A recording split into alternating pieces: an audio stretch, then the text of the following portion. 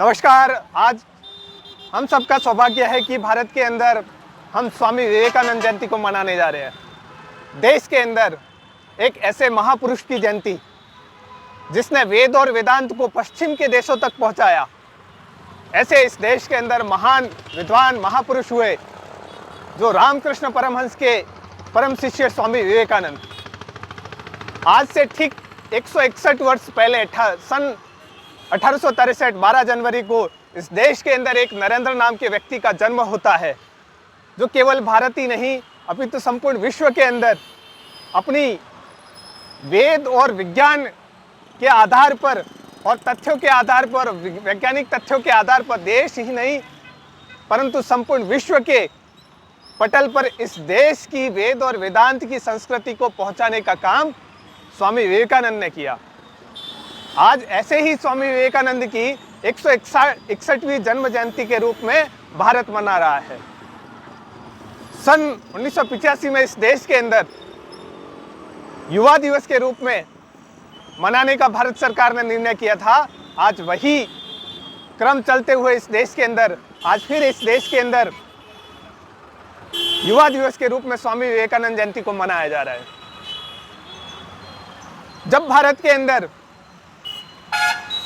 पश्चिमी देश की सभ्यता आकर के इस देश के ऊपर आक्रमण कर रही थी और जब हमारे को कहा जाता है कि ये सपेरों का देश है, यहाँ पर संस्कृति नहीं है, यहाँ पर ज्ञान नहीं है, विज्ञान नहीं है, उस समय पर इस देश के अंदर स्वामी विवेकानंद ने 1893 के अंदर शिकागो विश्व धर्म सम्मेलन में जाकर के इस देश का प्रचंड एकदम भगवा ध्वज के साथ में, जब शिकागो विश्व धर्म सम्मेलन के अंदर जब सबसे अंत में उनका नंबर आया और उन्होंने भाषण देना शुरू किया, तब उन्होंने सबसे पहले ही शब्द में कहा कि मेरे अमेरिकन भाइयों और बहनों। तब उस ऑडिटोरियम के अंदर लगभग निरंतर 2 मिनट तक तालियां बजती रही और वह ताली आज भी हमारे नेत्रों के समक्ष, हमारे दिमाग के अंदर, हमारे हृदय पटल पर इसी तरह से उभर करके आती है। और यह गौरव की बात है कि इस देश के अंदर स्वामी विवेकानंद जैसे महान विद्वान और स्वामी और संत हुए जिन्होंने इस देश की संस्कृति को पश्चिमी देशों तक भी पहुंचाया। ऐसे ही आज महापुरुष की इस जन्म जयंती को संपूर्ण भारतवर्ष के अंदर मनाया जा रहा है। इसी क्रम के अंदर आज भारत में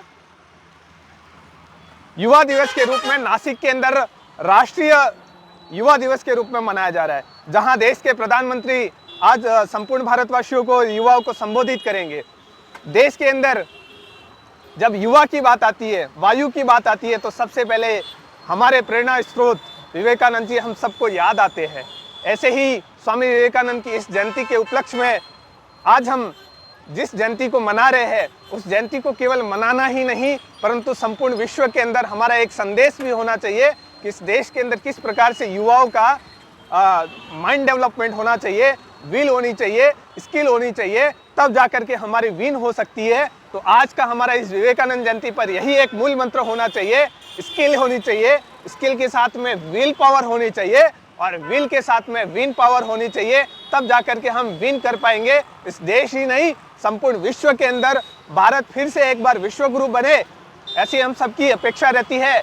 परंतु एक बात फिर मुझे याद आती है कि जब स्वामी विवेकानंद शिकागो विश्व धर्म सम्मेलन में गए थे, उसके ठीक पहले स्वामी विवेकानंद ने 1893 में एक वाक्य कहा था उस समय कि मैं मेरी खुली आंखों से देख रहा हूं कि भारत एक बार फिर से विश्व गुरु के पद पर आसीन हो रहा है और आने वाले समय के अंदर भारत फिर से विश्व गुरु बनेगा।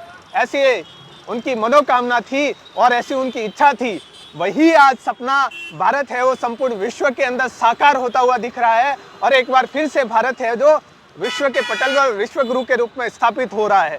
ऐसी हम सबकी अपेक्षा है और सपनों को साकार करने वाले और ऐसे सपनों को संजोने वाले सभी युवा प्रेमियों को स्वामी विवेकानंद जयंती की बहुत स्वामी जी की जन्म जयंती पर बहुत शुभकामनाएं।